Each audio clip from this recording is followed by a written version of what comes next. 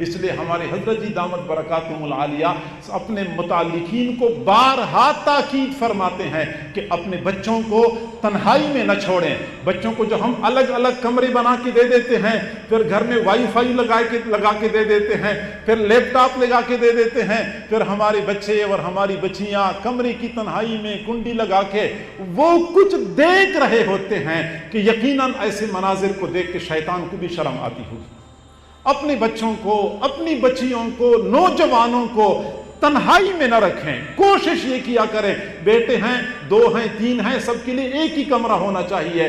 بچیاں ہیں تو ان کے لیے الگ کمرہ ہونا چاہیے۔ ٹھیک ہے، بچوں اور بچیوں کو تو الگ کرنا ٹھیک ہے، لیکن بچوں کو کم از کم ایک ایک بچے کو الگ کرنا انتہائی خطرے والی بات ہے۔ دارالاقامہ بن رہا تھا تو حضرت جی دامت برکاتہم العالیہ سے میں نے گزارش کر دی کہ کچھ کمرے ایسے بنانے چاہیے جو چھوٹے چھوٹے ہوں، جس میں 3-4 طلباء اکٹھے رہ سکیں۔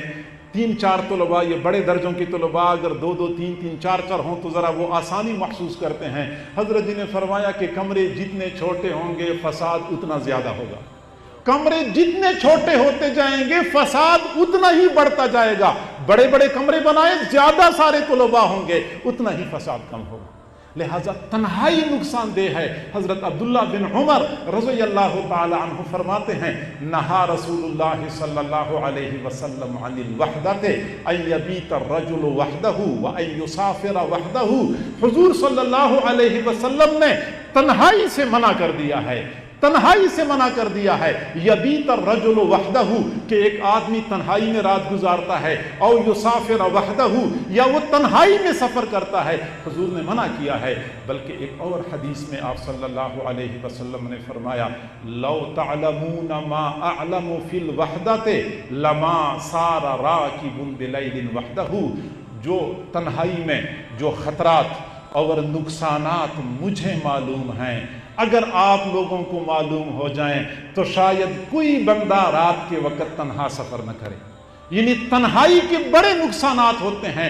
حق بنتا ہے کہ ہم تنہا نہ رکھیں اپنے بچوں کو، خود بھی تنہا نہ رہیں، اور اگر کبھی ہو بھی تو حضور صلی اللہ علیہ وسلم نے جیسے ابو رزین کو فرمایا، اذا خلوت فاکثر ذکر اللہ، جب آپ تنہا ہو جائیں تو اللہ کا ذکر کثرت سے کیا کریں، کیونکہ یہ کثرت ذکر شیطان کے حملوں سے بچاؤ کا ذریعہ ہے۔